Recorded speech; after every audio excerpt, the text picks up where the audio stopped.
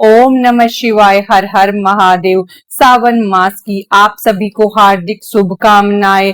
आज की इस वीडियो में हम जानेंगे कि सावन के महीने में पार्थिव शिवलिंग यानी कि मिट्टी का शिवलिंग बनाकर आप रोजाना पूजा कैसे कर सकते हैं। शास्त्रों के अनुसार मिट्टी के शिवलिंग की पूजा करना बहुत ही ज्यादा पुण्य फलदायी माना जाता है। तो अगर आपने घर में कोई पौधा लगा रखा है तो आप उस गमले में शिवलिंग बनाकर पूजा कर सकते हैं।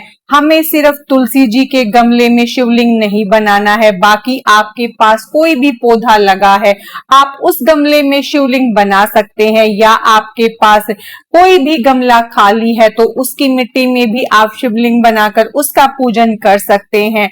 तो सबसे पहले हमें जिस गमले में पूजा करनी है हम उसकी थोड़ी सी मिट्टी लेंगे और हम पिंडी रूप बना लेंगे।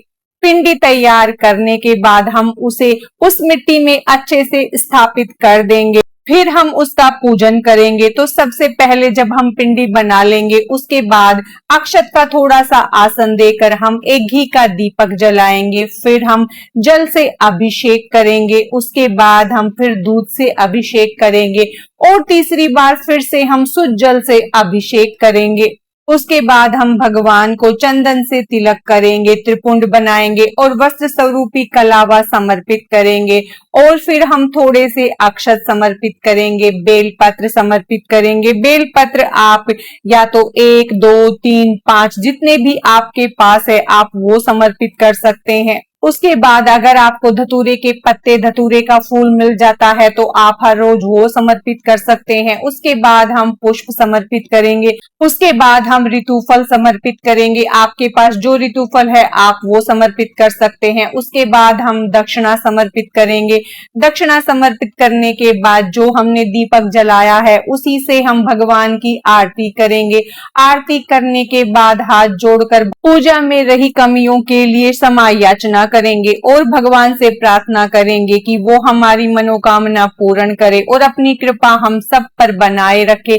इस तरह से हम सावन के पूरे महीने रोजाना पार्थिव शिवलिंग बनाकर उसका पूजन कर सकते हैं। पार्थिव शिवलिंग का पूजन करने से हजारों गुना पुण्य फल की प्राप्ति होती है। पूजा करने के बाद आपने जो भोग प्रसाद चढ़ाया है वह घर के सदस्यों में बांट दे। उसके बाद जो दक्षिणा चढ़ाई है उसे आप इकट्ठा कर लीजिए और महीने के आखिरी में उसे मंदिर में या किसी गरीब को दान कर दे। जब दीपक शांत हो जाएगा तो जो हमने मिट्टी का शिवलिंग बनाया है उसका विसर्जन कर देना है। दीपक शांत हो गया उसके बाद हमें गमले में जल डालना है और जल डालकर हमें जो शिवलिंग बनाया है उसको विसर्जन कर देंगे। इस तरह से हम अपना विसर्जन करेंगे, क्योंकि आप गमले में पानी डालकर छोड़ दे वो अपने आप मिट्टी पानी में घुल जाएगी।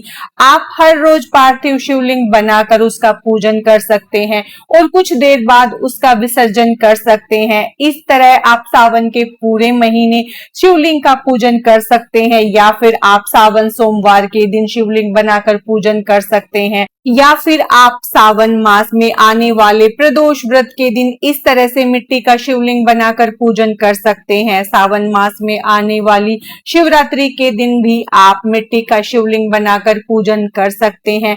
इस तरह से पूजा करने में ज्यादा समय नहीं लगता, तो आप चाहें तो सावन के पूरे महीने में हर रोज इस तरह मिट्टी का शिवलिंग बनाकर पूजन कर सकते हैं। आज की इस वीडियो में बस इतना ही। हर हर महादेव। राधे राधे।